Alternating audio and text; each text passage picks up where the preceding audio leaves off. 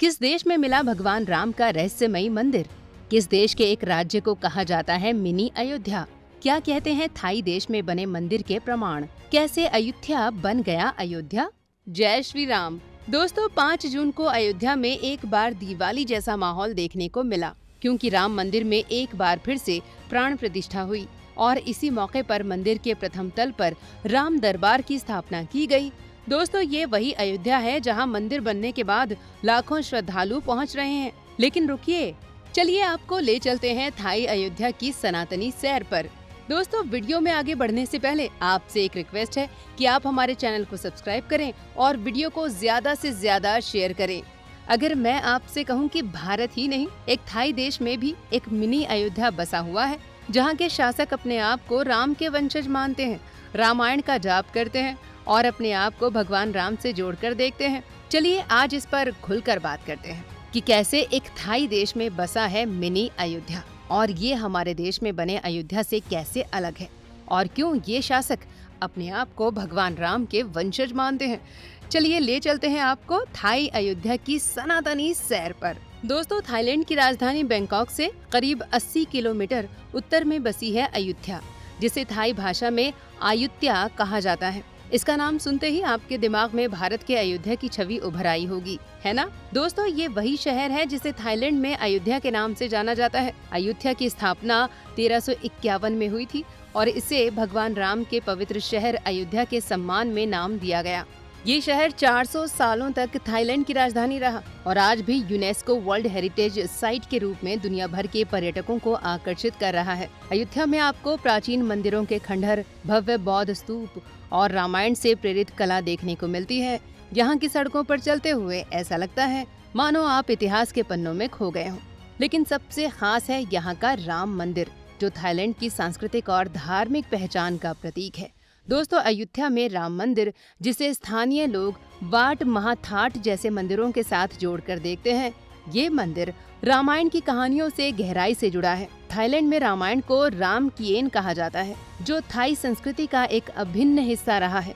माना जाता है कि इस मंदिर में भगवान राम, सीता, लक्ष्मण और हनुमान की मूर्तियां देखने को मिलती हैं, जो कि थाई कला शैली में बनाई गई हैं। इस मंदिर का इतिहास 14वीं शताब्दी से शुरू होता है, जब अयोध्या थाईलैंड का सांस्कृतिक और राजनीतिक केंद्र था। 1767 में बर्मी आक्रमणकारियों ने अयोध्या को नष्ट कर दिया, जिसके बाद ये मंदिर खंडहर में बदल गया।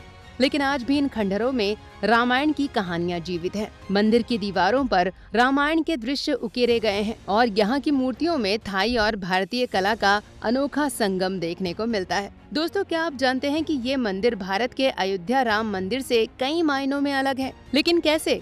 चलिए वो भी जान लेते हैं। दोस्तों, यहाँ अयोध्या का राम मंदिर नागर शैली में बना हुआ है, जिसमें 366 स्तंभ, अष्टकोणीय गर्भगृह और विशाल परिसर है।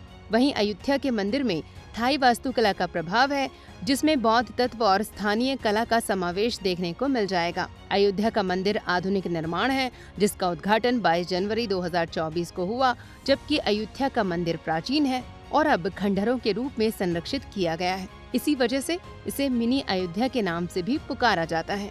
लेकिन दोस्तों, इतना सब कुछ कैसे हुआ? मतलब न तो राम जी यहाँ गए और न ही इसका वर्णन रामायण में मिलता है, तो फिर कैसे हुआ एक थाई देश में राम जी का इतना प्रसार? कैसे पहुँचा थाईलैंड में राम का नाम?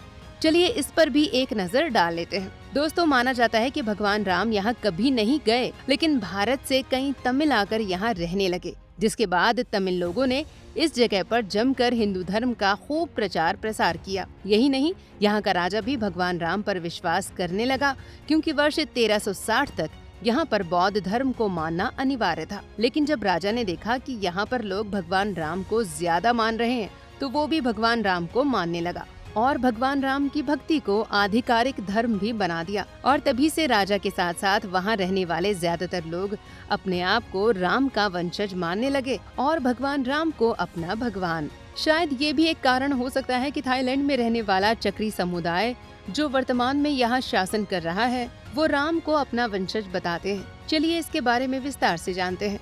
दोस्तों, साल 1782 से थाईलैंड पर शासन करने वाले राजवंश के हर राजा का नाम भगवान राम से जोड़ा जाता था। ऐसा भला क्यों?